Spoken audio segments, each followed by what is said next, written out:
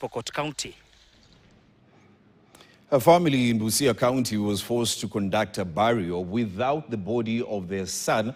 Former KDF officer Oscar Kagola Mutoka reportedly died while fighting in the Russian frontline. The burial took place at Mukunga village, not to lay his body to rest, but for his spirit to rest in peace after the family was unable to bring his remains home for burial. In an emotional ceremony, relatives, friends and villagers gathered around a symbolic grave, mourning a man whose body is still far away from home. As KTN's Violet Auma reports, the family is now appealing to the government to help repatriate his body for a dignified burial and closure. At Mukunga village in Busia County, grave sat heavy in the air. This is not an ordinary burial.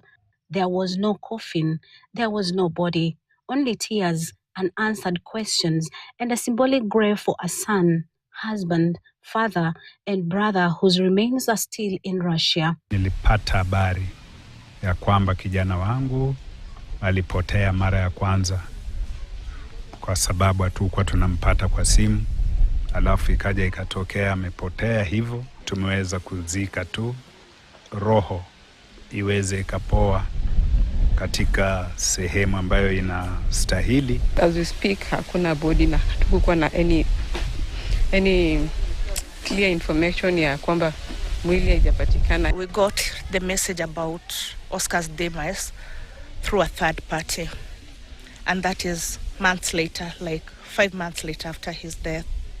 And when we tried following up with the government, we were hoping that we were going to get help, but we ended up doing a burial without the body. The family says the church advised them to hold the ceremony so that Oscar's spirit could rest, even as they continue seeking ways to bring his body home. The family of Oscar Kagola Mutoka gathered to perform what they described as a painful burial without a body after months of waiting for answers from authorities. Nitumia picha inayoonyesha ya kwamba ako kule na amejiunga na jeshi la kule. Aliniambia yeye anaenda kazi ya construction work kama mke wake.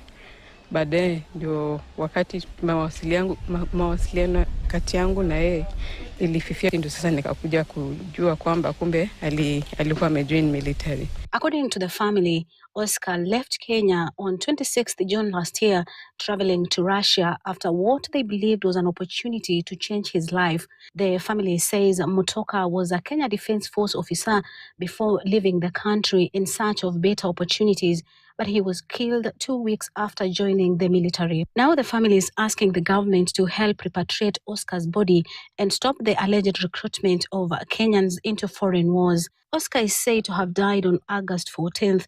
Now, all the family wants is one thing: to bring Oscar home, to bury him with dignity, and to finally find closure. Violet Auma, KTN. Checkpoint now takes a short breather. I'll be back in a bit with that feature report by Vera Bora on